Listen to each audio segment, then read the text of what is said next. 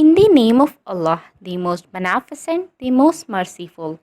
In this video, I gonna show you how to create a drop-down list, especially in Excel 2007.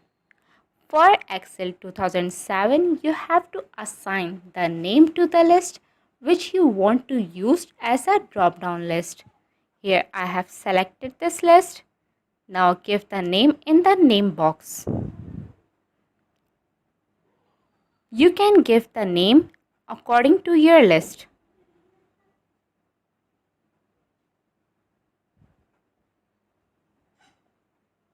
Now, after giving the name, select a drop-down list.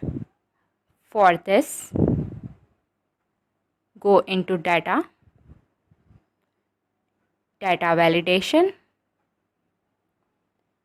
Now,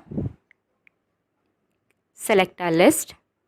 Here, in a source, first press equal to and then give the name to the list and then press OK.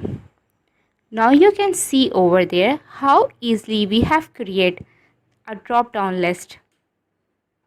For ensure it, you can see over there, this is the list, the name of the list. Now you can see over there, this is the same list which we have selected over there. Thanks for watching.